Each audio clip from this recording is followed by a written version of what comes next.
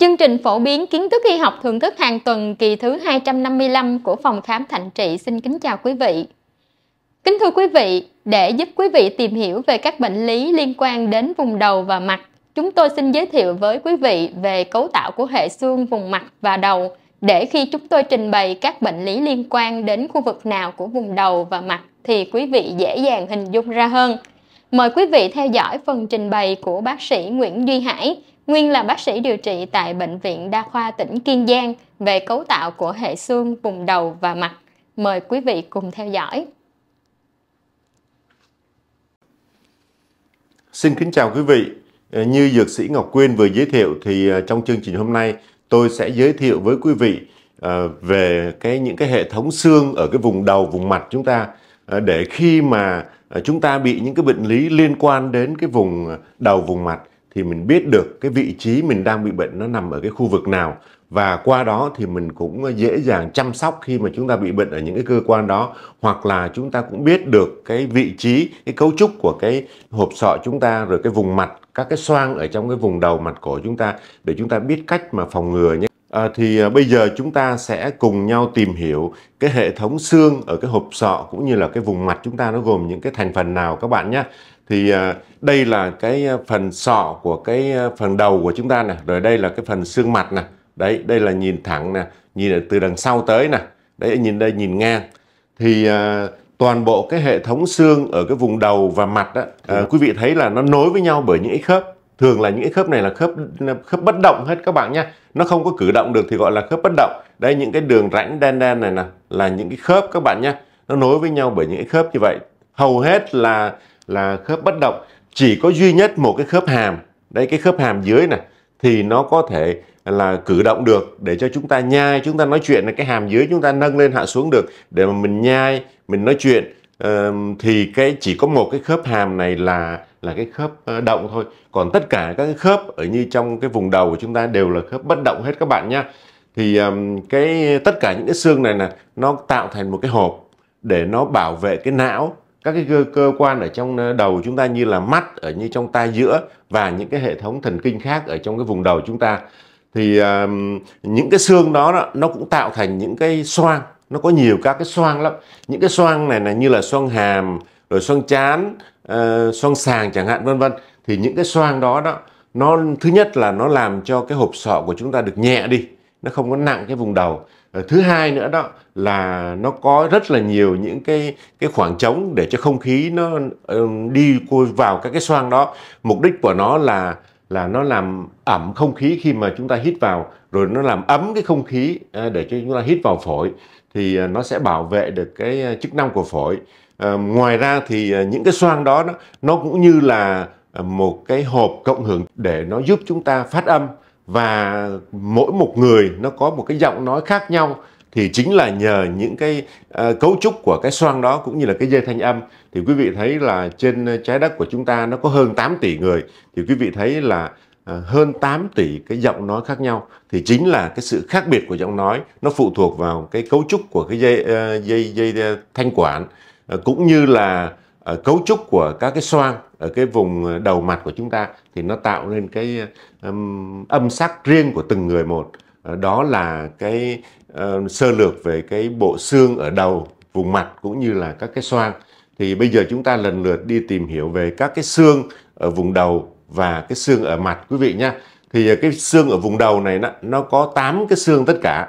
Mời quý vị cùng nhìn lên màn hình để chúng ta theo dõi nhé. Cái xương đầu tiên là cái xương trán này. Quý vị nhìn trực diện chưa thì chúng ta thấy được cái xương trán. Thì cái xương trán này, đây là cái phần mà chúng ta nhìn thấy trực tiếp từ phía ngoài vào, cái đối diện với mặt chúng ta, đây là cái xương trán đây. Còn ở đây là cái mặt trong của cái xương trán các bạn nhé. Thì nó có cái phần ở phần mũi này, phần ở bên trong cái cánh mũi của chúng ta đó. Còn đây là hai cái chỗ này là hai cái hốc để nó chứa cái nhãn cầu ở đây, người ta gọi là cái phần ổ mắt. Thì chúng tôi chỉ giới thiệu sơ lược để cho quý vị biết được cái vị trí của từng cái xương thôi, chứ không phải là những cái chương trình chuyên sâu dành cho nhân viên y tế thì chúng ta sẽ đi vào chi tiết hơn. Thì ở đây là cái kiến thức phổ thông, cho nên chúng ta biết là đây là cái xương trán của chúng ta thôi. Cái xương thứ hai là xương sàng các bạn nhé. Đấy, các bạn đây thấy đây là cái xương sàng này. Cái xương sàng này đó thì nó cũng là chỉ có một xương thôi, xương đơn. Nó là cái xương sàng, bởi vì nó có rất là nhiều những cái lỗ nhỏ nhỏ, nhỏ như thế này, nó giống như cái sàng đó các bạn, cho nên là người ta gọi nó là cái xương sàng là như vậy nha các bạn nhé. Thì mời quý vị nhìn lên trên màn hình này. Đấy, đây là cái xương sàng, nó nằm cái vị trí này, nó nằm ở bên giữa hai cái hốc mắt của chúng ta này các bạn nhé. Đấy, nó nằm ở giữa hai cái hốc mắt, rồi nó nằm ở bên ở cái gốc mũi ấy, cái gốc mũi ở phía trên này các bạn nhé. Thì nó là cái cấu trúc mà nó chứa rất là nhiều những cái xoang, nó như những cái lỗ nhỏ nhỏ giống như là tổ ong vậy đó các bạn. Nó rất là nhiều những cái lỗ như vậy, nó giống như cái rổ của cái sàng đó, cho nên là người ta gọi nó là cái xương sàng. Mà chính vì nó có nhiều cái lỗ như vậy cho nên là nó cũng tạo thành những cái xoang, và người ta lấy ngay cái tên của cái xương đó để ta đặt cho cái tên của cái xoang luôn, cũng là gọi là xoang sàng các bạn nhé. Và nó có bốn cái khoang rỗng thông với nhau, đấy nó gọi là cái xoang sàng. Thì quý vị biết rồi, quý vị cũng thường đi khám bệnh đó, thì mình có nghe nói là các bác sĩ nói mình bị viêm xoang sàng, chính là viêm cái xoang này đây. Thì khi mà nó bị viêm đó các bạn, thì nó sẽ bị phù nề, nó viêm nhiễm, nó tăng tiết dịch lên, cho nên là mình có thể là chảy nước mũi này, rồi nếu mà nặng hơn nữa thì nó bít tắc, nó sưng, nó phù nề lên, và thậm chí là nếu mà nó bị nhiễm trùng thì nó có thể là có cái mùi rất hôi như cái dịch tiết ở mũi mình, cũng có thể là nó phù nề, nó gây bít tắc làm cho chúng ta nghẹt mũi nữa. Do đó mà khi mà mình bị viêm cái xoang sàng này đó, thì mình rất là nhức đầu ở cái vùng trán này các bạn nhé, nhất là đặc biệt là khi mà mình cúi xuống ấy, thì cái nhức đầu nó tăng lên. Thì đó là cái xoang đầu tiên mà chúng ta làm quen và chúng ta nhận biết được cái vị trí của nó, gọi là cái xoang sàng quý vị nhé. Thì quý vị nhìn lên màn hình, đây cái xoang sàng nó nằm ở bên giữa hai cái ổ mắt, và nó nằm ở bên dưới trán, và nằm ở sau cái gốc mũi này, thì đó là cái xương sàng. Và trong cái xương sàng thì nó có bốn cái khoang trống như vậy, thì người ta gọi là bốn cái xoang sàng luôn quý vị nhé. Đây, mời các bạn nhìn lên màn hình để chúng ta cho các bạn xem thấy cái hình minh họa. Đây là cái xoang sàng, đấy nó nằm ở đằng sau cái cánh mũi này các bạn này, nằm ở dưới cái xương trán này, đấy giữa hai cái hốc mắt, đấy các bạn thấy không? Đây là xoang sàng. Cho nên là từ nay trở đi mà khi mà chúng ta nghe nói là bác sĩ nói là mình bị viêm xoang sàng, thì cái vị trí nó nằm ở đây nhé các bạn nhé, để mà mình biết được cái vị trí mình bị tổn thương nó ở chỗ nào. Mời các bạn xem một cái hình minh họa nữa nhé. Đấy, đây là xoang sàng đây. Cái chỗ xanh xanh này là xoang trán này các bạn này. Xoang trán này, rồi xoang sàng nằm ở dưới cái gốc mũi, chỗ này gọi là cái gốc mũi, nhưng mà các bạn nhé, nằm sâu ở bên trong là xoang sàng. Đấy, đây là nhìn trực tiếp thẳng vô đây. Chúng ta minh họa chúng ta thấy đây, cái xoang sàng đây. Còn nhìn nghiêng qua một bên cái thiết diện cắt dọc như thế này thì mình thấy đây cái xoang trán đây, cái xoang sàng đây. Đây, nằm ngay ở dưới cái hốc mũi này, dưới cái xương trán nha các bạn nha. Thì đó là những cái hình ảnh về xoang sàng để cho quý vị dễ hình dung ra nhé. Tiếp đến là một cái xương thứ ba, gọi là cái xương bướm. Đấy, mời các vị nhìn lên màn hình. Đây là cái xương bướm này. Cái xương bướm nó giống hình cái con bướm, cho nên là chúng ta gọi là cái xương bướm. Cái xương bướm này thì chỉ giới thiệu để cho quý vị biết thôi, chứ thực ra thì những cái bệnh lý thuộc về xương bướm này thì nó cũng ít, cho nên là chúng ta chỉ có giới thiệu để cho chúng ta biết về cái xương bướm. Thì cái xương bướm này đó, nó nằm ở phía dưới cái đáy cái nền sọ đó các bạn. Đấy, nó có những cái lỗ để cho các cái mạch máu thần kinh nó đi qua thôi. Thì giới thiệu cho các bạn biết một cách sơ lược về cái xương bướm là cái xương thứ ba. Kế đến là xương chẩm. Đấy, mời quý vị nhìn lên màn hình nhé. Đây là xương chẩm. Xương chẩm là ở đằng sau cái chẩm này các bạn này. Đây cái màu xanh xanh này là xương chẩm này các bạn nhé. Đấy, cái phần xanh này là cái màu xương chẩm. Xương chẩm thì cũng là xương đơn, tức là nó chỉ có một cái xương chẩm thôi. Đấy, cái xương chẩm này thì chúng ta cũng giới thiệu để cho biết thôi, chứ cũng không có nhiều các cái bệnh lý liên quan đến cái xương chẩm, nên là chúng ta không có đi sâu vào chi tiết cái xương chẩm ở đây nhé các bạn nhé. Đây cái xương chẩm đây. Đấy, cái xương chẩm ở phía sau này. Đấy. Hồi nãy là cái xương này là mình nhìn ở phía ngang này, mình nhìn thấy đó, sau cái ót này. Còn ở đây là các bạn thấy cái xương mình nhìn từ đằng sau tới. Đấy, nguyên cái này là gọi là cái xương chẩm các bạn nhé. Tiếp theo thì mình tìm hiểu về cái xương số 5 là cái xương đỉnh. Cái xương đỉnh nó ở trên đỉnh đầu này các bạn này, cái xương đỉnh nha. Mời các bạn nhìn lên màn hình. Đây là cái xương đỉnh. Xương đỉnh là một cái xương đôi nha các bạn nhé. Một nửa bên đầu có một cái xương đỉnh, bên này có một cái xương đỉnh. Đấy, cái xương đỉnh này. Đấy, các bạn thấy không? Nó nối với nhau bởi những cái khớp này là cái khớp bất động các bạn nhé. Đấy, xương đỉnh. Cái xương đỉnh này thì nó cũng không có nhiều các cái bệnh lý liên quan đến cái xương đỉnh này. Thì ngoại trừ những cái chấn thương thì chúng ta mới bàn tới thôi. Ở đây là những cái kiến thức phổ thông, cho nên tôi chỉ giới thiệu để cho các bạn biết được cái xương đỉnh thôi. Thì có một cái ứng dụng ở xương đỉnh là nó có trên hai hai bên xương đỉnh này, nó có hai cái bú gọi là cái bú đỉnh. Thì đối với những cái bác sĩ sản phụ khoa đó, thì khi mà người ta siêu âm cho bé trong bụng mẹ đó, thì người ta sẽ đo cái đường kính lưỡng đỉnh. Đường kính lưỡng đỉnh là đo hai cái bú đỉnh ở trên hai cái xương đỉnh như này. Đấy, chúng ta rờ cũng thấy hai cái ngạnh đây là hai cái bú đỉnh các bạn nhé. Thì người ta đo cái đường kính lưỡng đỉnh, người ta gọi là cái đường kính lưỡng đỉnh đó, để người ta dự đoán được cái tuổi thai cũng như là ước lượng được cái cân nặng của thai nhi. Thì người ta áp dụng vào cái việc mà khám cho thai nhi khi mà người ta siêu âm. Thì đó là cái ứng dụng thực tế trong lâm sàng. Đấy, còn về các cái bệnh lý thì chúng ta không có bàn tới ở đây, bởi vì nó rất là ít những cái bệnh lý liên quan đến cái xương đỉnh này, mà ngoại trừ những cái trường hợp mà chấn thương thôi. Thì đó là cái xương số 5. Tiếp theo cái xương thứ 6 là cái xương thái dương. Đấy, cái xương thái dương đây các bạn nhìn thấy ở bên ngay trên cái vành tai chỗ này là cái xương thái dương. Cái xương thái dương cũng là một cái xương đôi, bởi vì ở bên này có một xương, bên trái có một xương, bên phải có một xương các bạn nhé.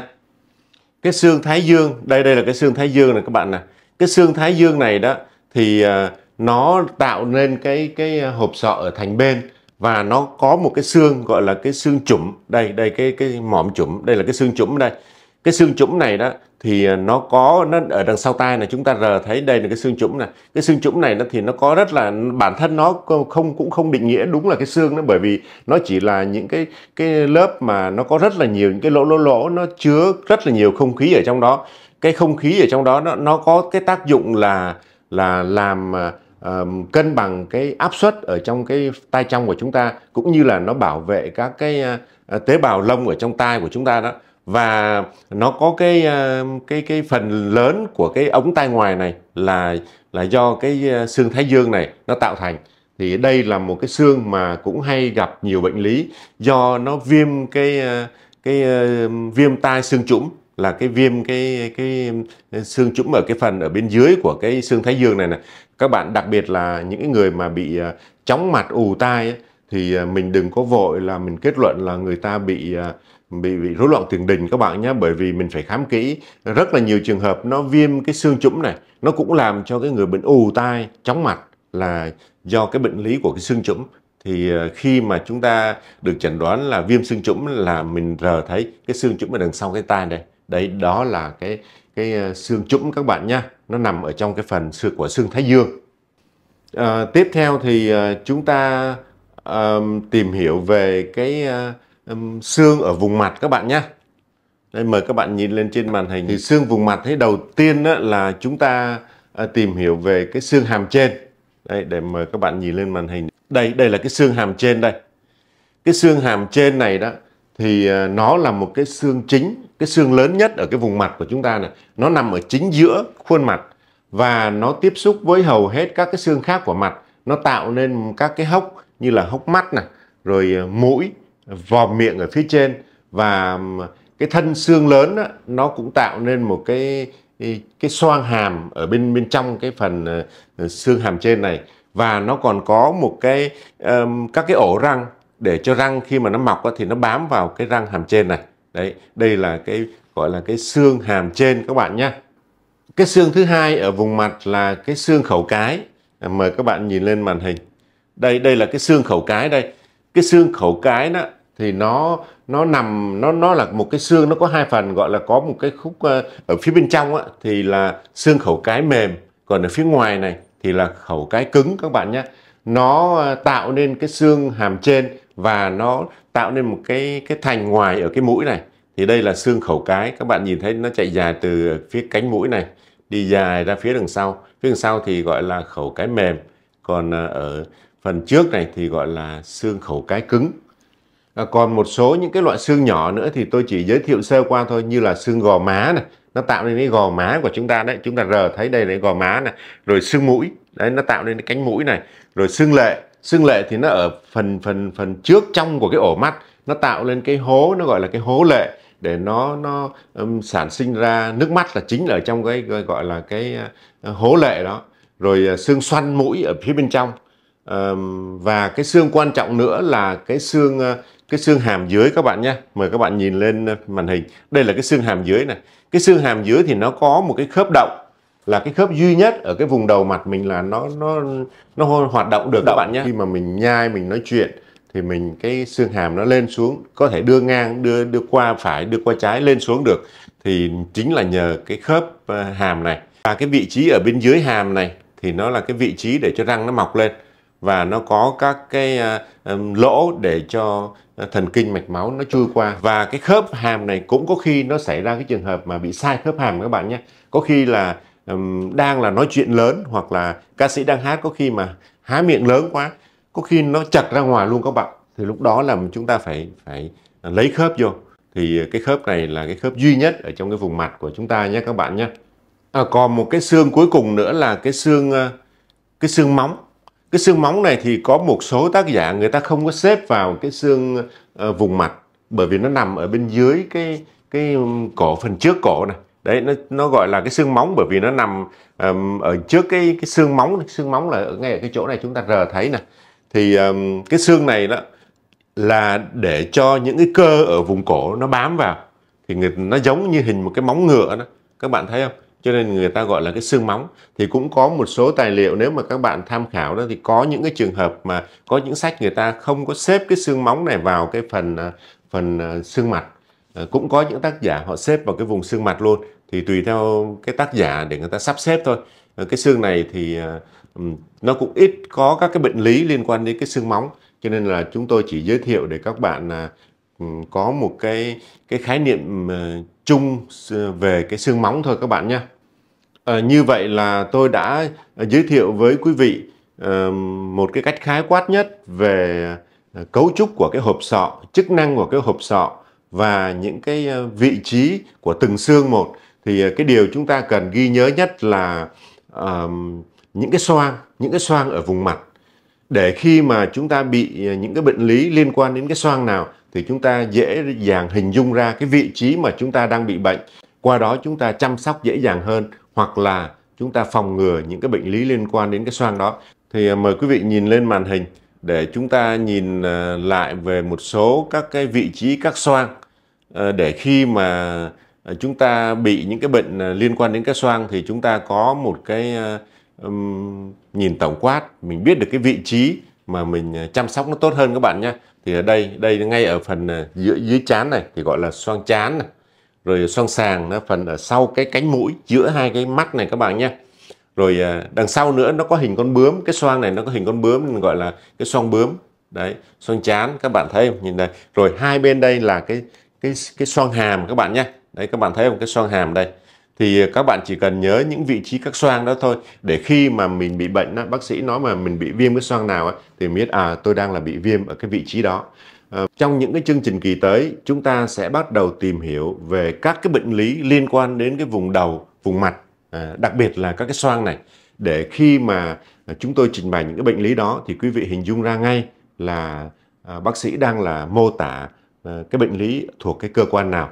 Xin cảm ơn quý vị đã quan tâm theo dõi. Xin kính chúc quý vị một ngày Chủ nhật an lành và hạnh phúc. Xin kính chào quý vị. Quý vị vừa nghe bác sĩ Nguyễn Duy Hải trình bày về cấu tạo của hệ xương khớp vùng đầu và mặt. Xin quý vị vui lòng like, chia sẻ, đăng ký kênh và ấn vào nút chuông thông báo bên dưới màn hình để đón xem những chương trình tiếp theo của chúng tôi về các loại bệnh lý thường gặp và các giải pháp bảo vệ sức khỏe của con người. Cảm ơn quý vị đã luôn đồng hành cùng chúng tôi. Xin kính chúc quý vị một ngày Chủ nhật an lành và hạnh phúc. Xin kính chào tạm biệt.